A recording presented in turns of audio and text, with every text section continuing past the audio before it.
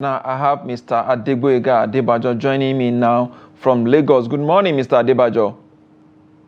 Good morning, Yusuf. It's good to be connected with you again. All right, it's always a pleasure. Let's look at this tax reform bill by the Senate. I mean, it was passed by the Senate on Wednesday, and of course yesterday. It was done actually in part. But let's look at the key takeaway for me is the rejection of the value-added tax. If you look at the section 146 of the tax of the Nigerian tax bill, it actually proposed a gradual increase of VAT from 7.5% to 12.5% through 2026, 2027, 2028, 2029. Of course, by 2030, the VAT will be increased to 15%. But that clause was rejected yesterday. What's your take? Well, Yusuf, if you recall, we actually had this conversation once when I was in the studio with you, and the sentiment at that time was clearly that 7.5% increase at this time will not exactly be the best, given the way the economy is and the way people are feeling the effects of inflation. What I can say is kudos to the National Assembly. They clearly did their job very well. If you read the reports, you realize that they had all the necessary meetings that with the stakeholders in the economy, and they must have acted based on the feedback, and this is why democracy is good. And I think it's fair to revert to what happened late last year when one of the executive committees at the presidency actually met, and the president said, no, send it back to the National Assembly. It's the job of the National Assembly to look through this act, this bill, and to engage people and to pass it. You know, not an executive committee's job. And he did it right. You know, at that time, what has happened is that the National Assembly has done what it's supposed to do. And I, for one, am pretty glad that right now we're at the stage we are. And I wish we'd been here earlier. Which we were here earlier. Do you think the National Assembly was sensitive to the plight of Nigerians by taking this decision? I would say yes, they were. Let's not just look at it from the perspective of the VAT. There's pretty much a lot of incentives and concessions given to SMEs in the entire scheme of the bill, in various clauses there. And I haven't seen a situation where any of those clauses have actually been affected or amended in such a way that there are increases that would impact negatively. In fact, quite a few of those clauses where businesses are related are positive to a lot of businesses. And if you recall, the main area of contention actually had to do with sharing of resources, federal allocation accounts, and sharing of VAT collections. Those were the issues then. Yeah, indeed, those were the issues, but it does appear that they have been able to resolve that so far. But one area that the Senate was also, consider in that bill is the proposal to phase out funding for several critical government agencies like TED Fund, Nigeria Education Loan Fund, NITDA, NASS, National Cybersecurity Fund, Defense Security, and all of that. But instead, what the Senate did was to create a room where some allocation for development, in this case 4%, is said to be sustained. If you look at the TED Fund, 50%, the Nigeria Education Loan Fund, 15%, NITDA, 10%, NASS, 10%, of course, National Cybersecurity Fund, 5%, and of course, Defense Security Fund, 10%. How will you, what do you think was the thinking of the Senate for them to arrive at this decision? Well, recall that, again, I refer to the conversations we've had over time. We've seen monetary policy being very active. Indeed, practically every month, there's a pronouncement, there's a measure of the impact of monetary policy. But we've been waiting so long to have something done with respect to the fiscal policy. And fiscal policy is not just about taxation. It's also about government budgeting, government spending, and how the government raises its revenue.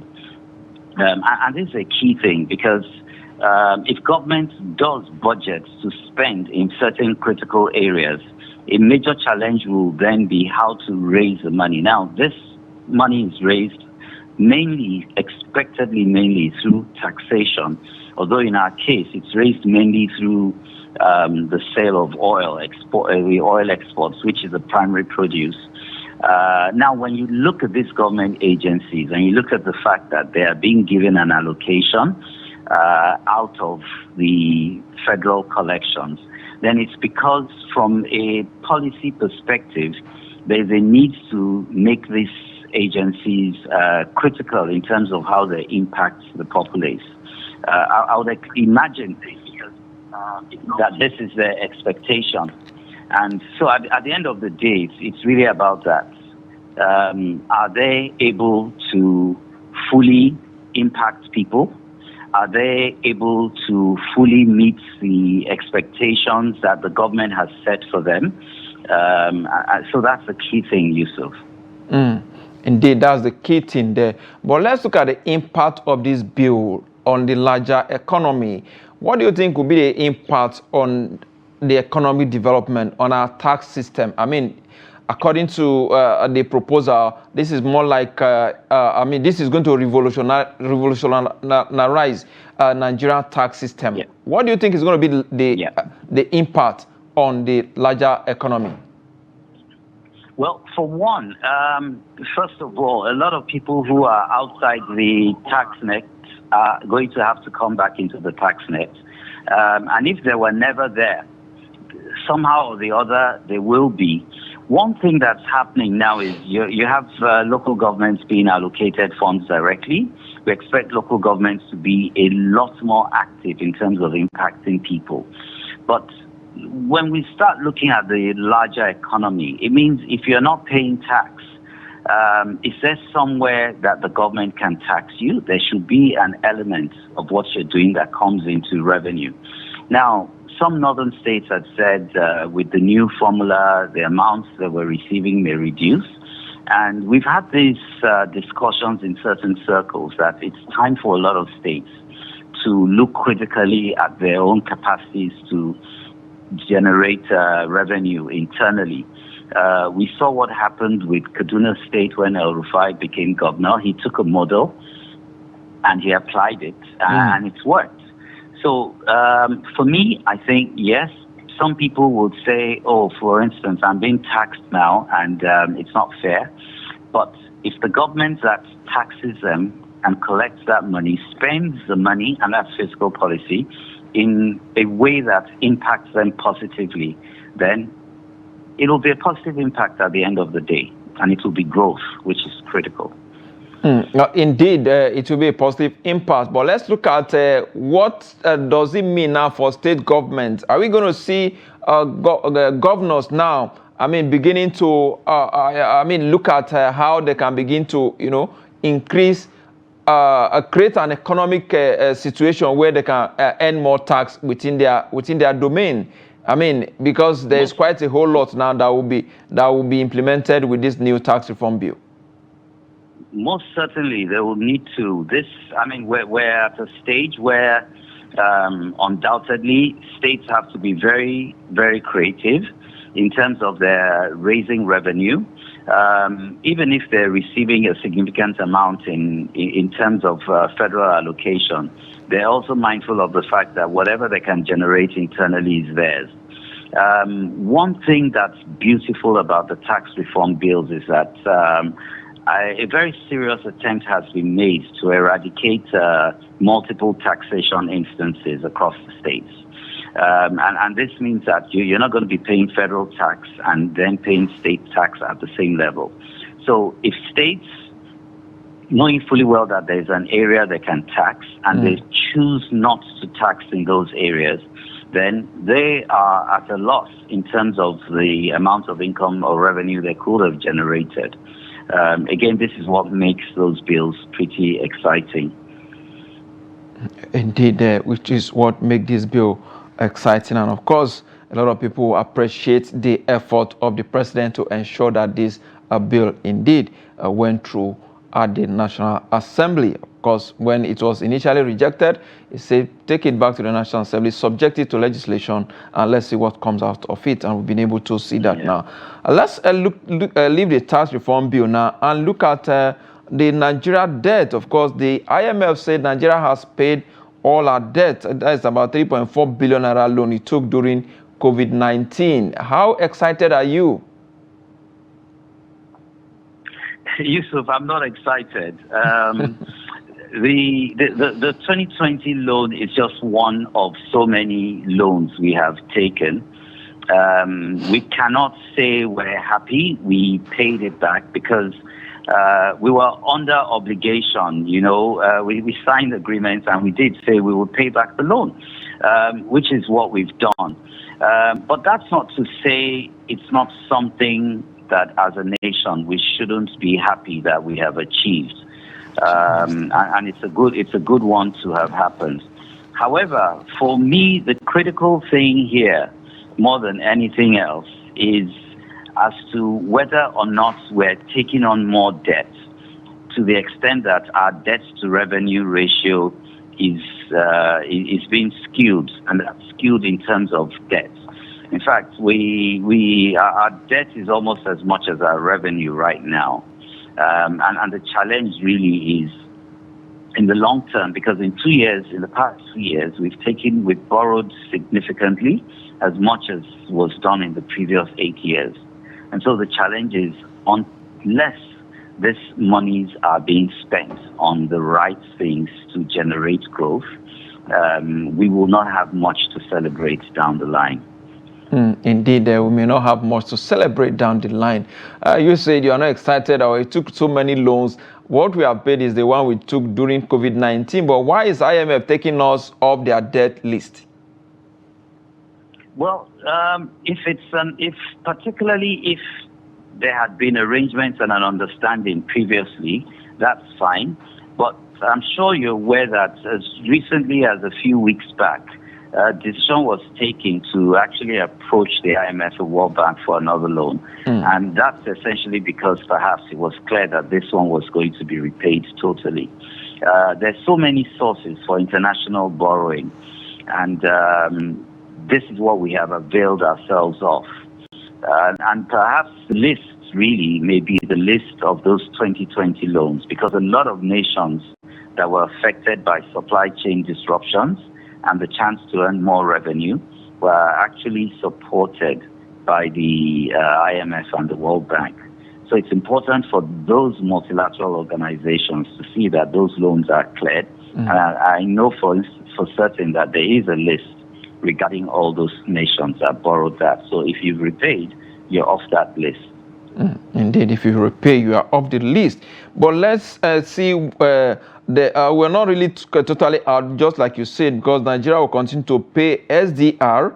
SDR is special drawing right. I will continue to pay at least $30 million annually. Can you make us understand why, after paying all our loan, we'll continue to pay SDR?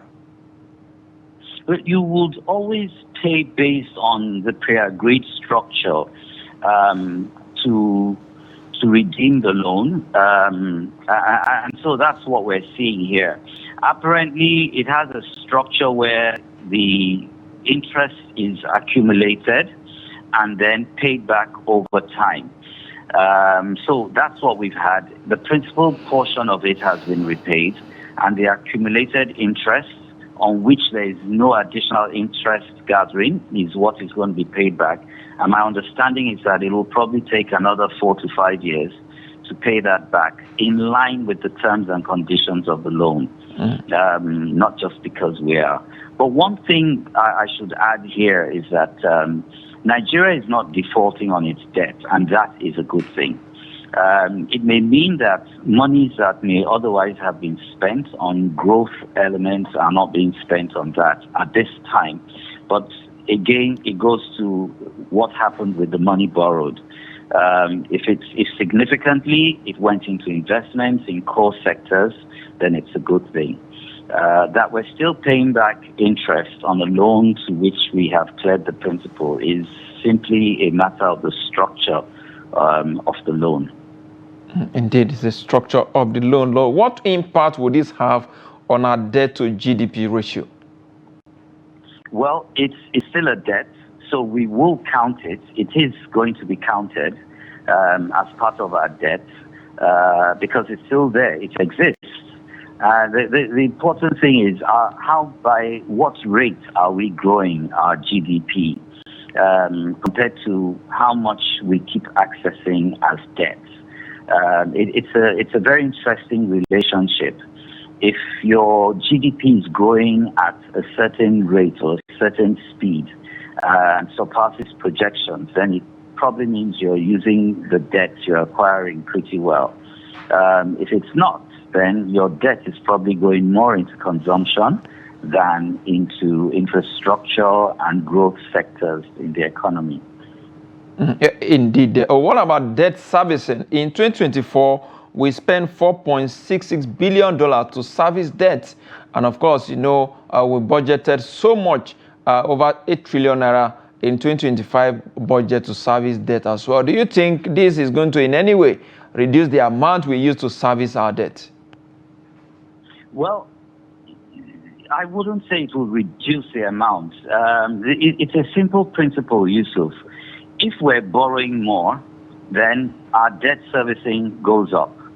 And that would always remain an active challenge. Active in the sense that, it's there and it's real until and unless. And we're not going to stop borrowing, really, because every country borrows. There's nothing wrong in borrowing.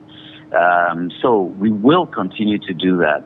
But again, I emphasize a key element is what the funds that are borrowed are used for. As long as they're productive and they're growth-oriented, it's absolutely fine. There are, however, recommendations as to what levels debt to GDP and debt to revenue should be. And we need to ensure that we keep within those levels.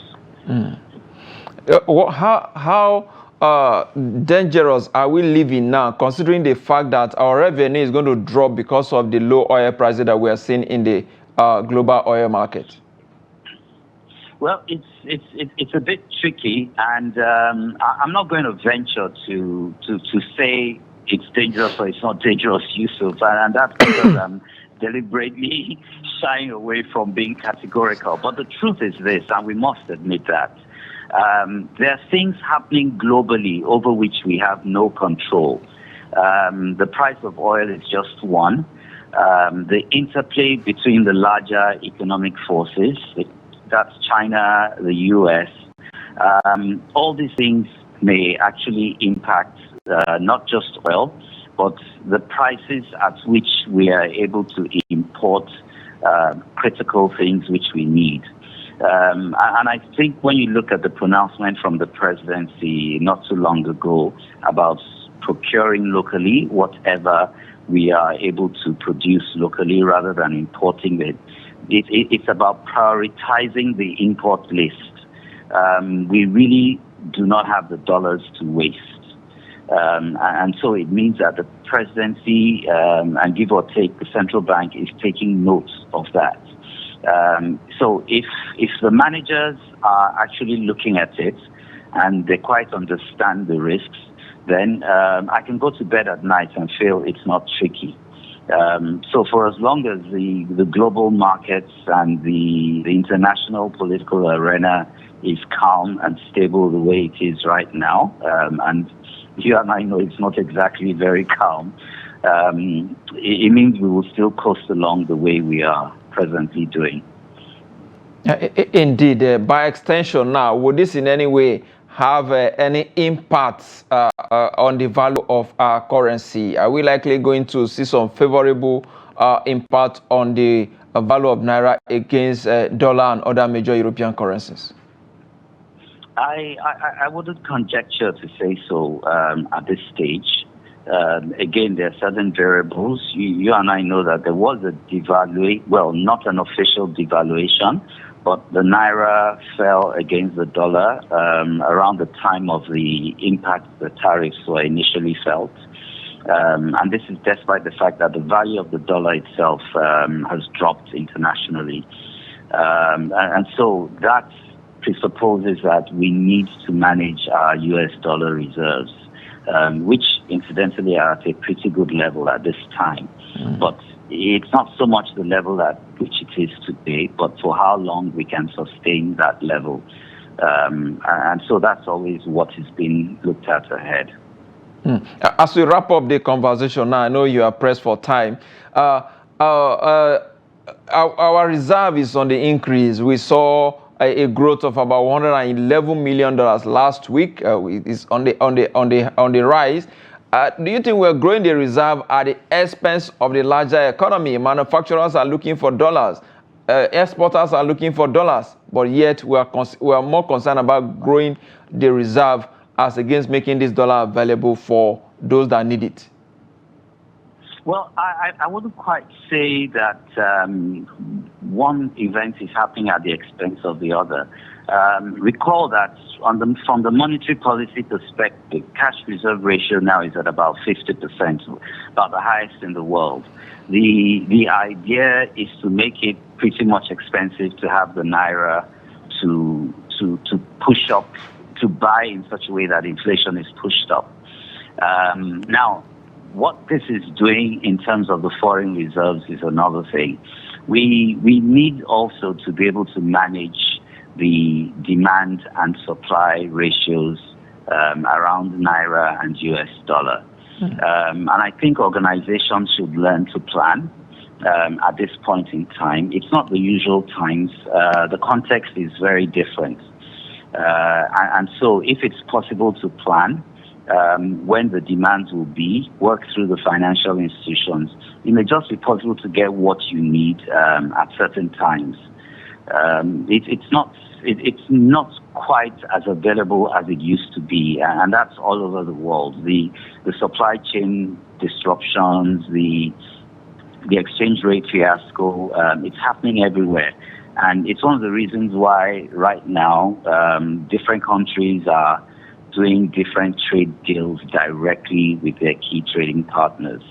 The Nigeria-US trade is not so significant, as I understand it, as to require that, since what we earn most from with the US is not affected by the tariffs. So that puts us in a good stead. However, there are other elements, like you said, which the manufacturers need. I think one by one, it's important to be able to look at these things and consider the impact they have on the GDP, and then provide them with beneficial allocations rather than to just keep them in the queue. All right. I must thank you for your time. Adegboyega Adebajo, investment banker, of course, lead advisor, Amethyst Ashlar advisory. I must thank you for your time. Despite out of your busy schedule, you were able to make our time for this conversation. I must thank you for your time. Thank you very much, Yusuf. All right. We appreciate your contributions as well. And with that, it's a wrap on the show for today, and of course for the week as well. We'll be back on Monday. I am Yusuf Akogu.